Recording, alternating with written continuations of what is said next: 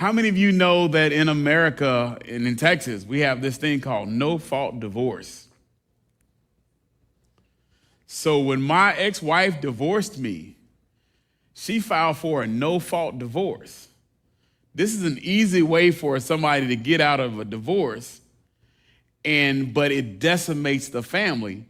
And the crazy thing about it, your spouse can divorce you and you not even know it with a no-fault divorce, because it only needs the signature of the person that wants the divorce. And you get a notification after you've gotten divorced that, hey, you're divorced. And I blew my mind. I didn't know what that was. I went and got these attorneys, and I was like, I haven't filed for divorce.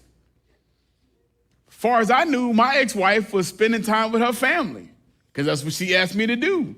Send her so she could spend some time with her family because she missed her family and friends. June, which will be next Wednesday, June 19th, 17 years ago, I got a letter. Your divorce is final. And I'm like, excuse me? And so I started calling my ex-wife, and she's not answering the phone. So I called her mom. And her mom says, well, you didn't know you were getting a divorce? I was like, no, I'm there visiting you guys every month.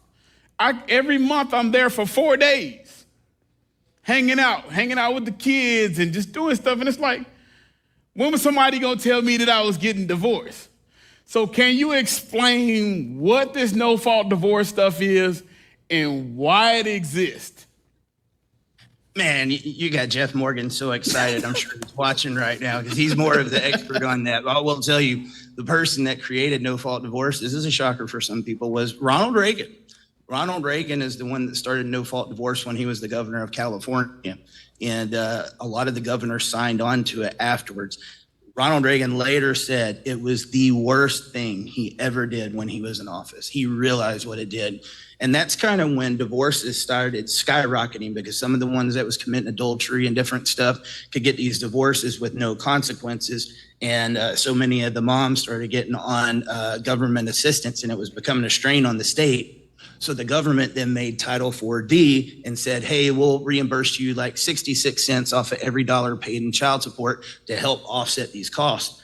Well, where there's money, there's corruption. The consequences for no-fault divorce is just tremendous. And I hear people talk about it all the time. I wish I could go more in the weeds with you on it, but there's some experts on that can just tell you some stuff that'll blow your mind. I did know that about Reagan. You said your no-fault divorce, it went through June 19th?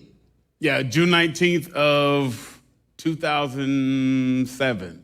So it'd be 17 Juneteenth years. Means something completely different for you. Right, it does. Totally different meaning. I just got missed. Let me tell you something. Let me tell you something about Troy, because he reminded me of something. I forgot about that research when I was at your house. And we have been trying to get the equal shared parenting through. And you said, the research you got was like a paragraph, about somebody talking about their family law case. And when Troy asked me for research, because we got the research on everything I'm telling you guys, I printed this guy a box, like a Xerox box full of research. I had to pay like $100 to ship it to you. It was heavy. Yes. You got through all that research. I went through all of it. Well, because as you dig into it, you learn so much that you dig a little deeper and a little deeper and a little deeper. And then you become perplexed by all that you just learned.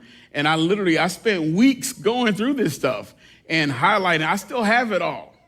And I still refer to, I got little Post-it note, sticky things in there with notes on it. So I know what's what. And I mean, it is flabbergasting to me the way the corruption basically is what it is. It's corruption. Crazy thing about that, Troy, is I didn't even scratch the surface on the material I had that I could send to you. That was just at the point. I was like, he's got a whole box. It's like, he's going to find something in there. But that tells you just how much is going on. Yeah. The research has been there because this has been going on for so long. But I think that's also a part of the problem. There's so much going on that when you try to tell people about it, it's information overload. And it's like, what? You know, how can I take in all this? And there are a lot of people, and I can understand if they're not going through it at that point in time, they might not understand how it relates to them. You know what I'm going through right now, or, you know, I'm sure everybody's got a family member that's been through divorce. You might think, but it's not really going to affect me right now. Well, it can affect your kids, your grandkids. It's going to affect the next generations. That's why it should matter. You know, it should matter to everyone, because it can happen to everyone. Yes. And part of what I talk about here on Wednesday nights is, okay, so maybe we haven't gone through it. Maybe that person hasn't been in a marital situation. But I can just about tell you that you know somebody that has or is currently, and you just don't know because you haven't had that conversation with them.